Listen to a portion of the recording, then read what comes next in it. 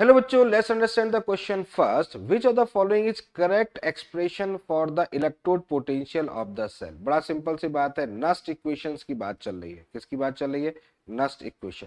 ठीक है, तो नस्ट इक्वेशंस को ये डिफाइन कर रहा है कि कौन सा ऑप्शन नस्ट इक्वेशन को का है या नस्ट इक्वेशन को रिप्रेजेंट कर रहा है। ठीक है, चलो देखना स्टार्ट करते हैं। नस्ट इक्वेशन होती क्या है? नस्ट इक्वेशन होती है E cell is equal to होती है E naught cell minus 0.0591 divide by N log base 10 oxidation divide by reduction.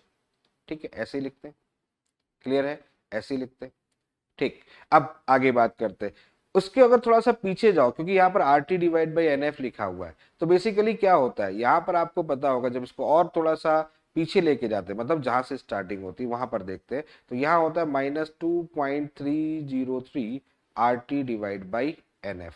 ये होता है log base 10 oxidation divide by reduction. थोड़ा पीछे गया मैं। ठीक है, ये क्लियर हो गया, यहां तक समझ में आ गया।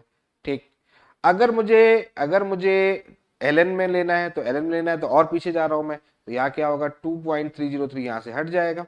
ठीक है, जरूरत ही नहीं होगी इसकी, सीधे सीधे आप एल एन लगा दो, एल एन लगा दो, तो यहाँ पर हो जाएगा R T divide by n F, यहाँ हो जाएगा एल एन।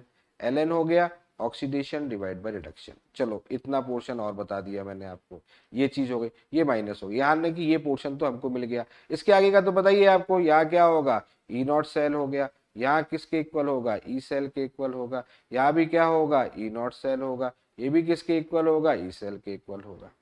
अब यहाँ पर ये प्रोडक्ट डिवाइड बाय रिएक्टेंट क्या है? ऑक्सीडेशन डिवाइड बाय रिडक्शन क्या है? तो ऐसे मान के चलो, जैसे कि मान लेते हैं एक एलिमेंट ए है जो सॉलिड में है, और एक कोई दूसरा आयंस है V+2 है, ये एक्वस फेज में है। ठीक है, रिएक्शन होगी, क्या होगा? ये किस में कन्वर्ट होगा? एक्वस फेज में कन्वर्ट हो गया, और ये किस में कन्वर्ट हो गया? सॉलिड में। अब देखो यहाँ पर अगर हम देखें, अगर हम यहाँ पर कंसंट्रेशन के टर्म्स में देखें, तो सॉलिड का कंसंट्रेशन तो अपन लेते ही नहीं है ना? सॉलिड कंसंट्रेशन यूटी मान लेते हैं, यहाँ पर सॉलिड कंसंट्रेशन यूटी मान लेते हैं। तो हम इसको कैसे लिखते हैं? यानी कि यहाँ पर जो के होता है उसको कैसे लिखेंगे?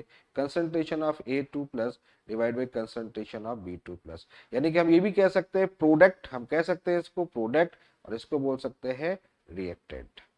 क्लियर? तो प्रोडक्ट डिवाइड बाय रिएक्टेंट रहेगा, तो ये चीज यहां पर लगा दो, आप इसकी जगह रख दो। तो अगर रहेगा तो क्या होगा? E cell is equal to E naught cell minus R T divide by n F l n product divide by reactant. Clear? Product divide by reactant, ये हमारे पास में। तो कौन सा ऑप्शन दिख रहा है देखो हमको यहाँ पर? यहाँ पर फर्स्ट ऑप्शन करेक्ट दिख रहा है। तो इस क्वेश्चन का कौन सा ऑप्शन करेक्ट है? फर्स्ट ऑप्शन करेक्ट है। तो I hope you understand the very well. Okay, thank you, best of luck.